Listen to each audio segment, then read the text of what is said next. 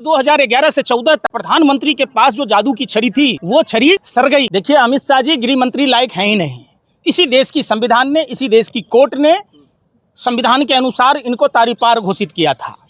तो जो कातिल है वही मुंसिफ बनेगा, तो उससे आप क्या फैसला चाहोगे? एक कातिल क्या फैसला दे सकता है?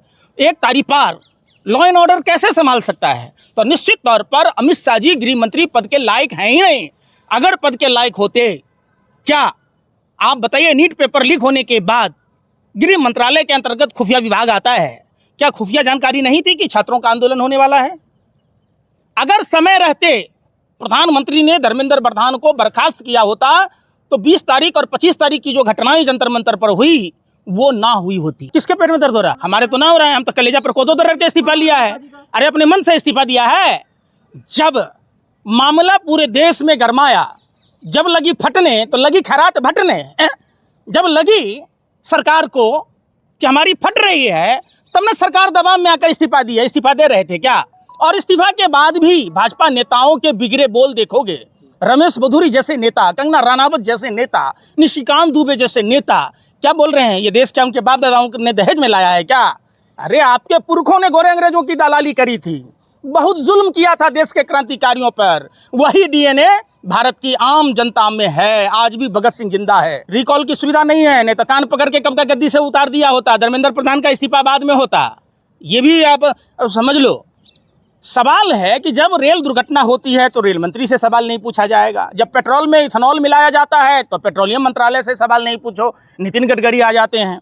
नितिन गडकरी के तो दोनों गधे बेटे घास खा रहे हैं, मुनाफा कमा रहे हैं, लेकिन देश के करोड़ों घोड़े बेटे की गाड़ियां खराब हो रही है, बाइक खराब हो रहा है, कार खराब हो रही है, तो कौन सवाल पूछेगा भाई? आप तो पूछते नहीं हो, चूंकि आपको लिफाफा मिलता है पप्पा की ओर से, आपको एजेंडा मिलता है। आपने कभी सवाल पूछा क्या? किन समस्याओं पर पूछा? आपने दिल्ली ब्लास्ट पर सवाल पूछा कि जब 29 तारीख को लगभग 10 दिन हो गए थे, दिल्ली में ब्लास्ट हो गया, एफआईआर तक दर्ज नहीं की गई। आपने पहलगाम पर आज तक सवाल पूछा क्या गृह मंत्री से? आपने पुलवामा पर सवाल पूछा क्या? क्या किस बात पर सवाल पूछते हो?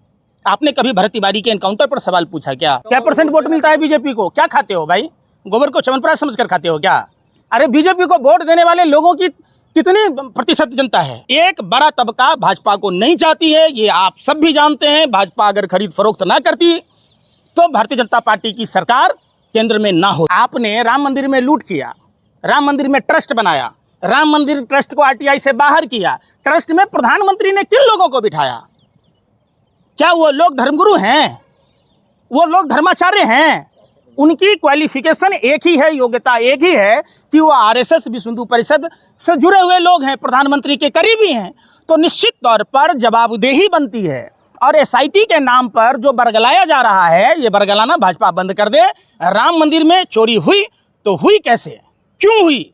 आपने एक साजिशन, षड्यंत्र और प्रयोग के तहत जो ट्रस्ट को आरटीआई से बाहर किया, आपकी मंशा क्या थी? प्रधानमंत्री को आकर सदन में, कम से कम आप तो आ ही नहीं सकते प्रेस के सामने, आप आ ही नहीं सकते कहीं सार्वजनिक जगहों पर। आप कहते थे ना, भाइयों बहनों मुझे 5 सब महीना दे दो, मुझे इतना दिन दे दो, मेरा काम पसंद नहीं आए तो हमारे पछवाड़े पर लात मार देना। हमारी भाषा नहीं, खुद प्रधानमंत्री की भाषा है। प्रधानमंत्री जी खुद बोलते थे कि बाढ़ और सुखाड़ समस्या के निजात के लिए हमारी सरकार टास्क फोर्स घोषित करेगी।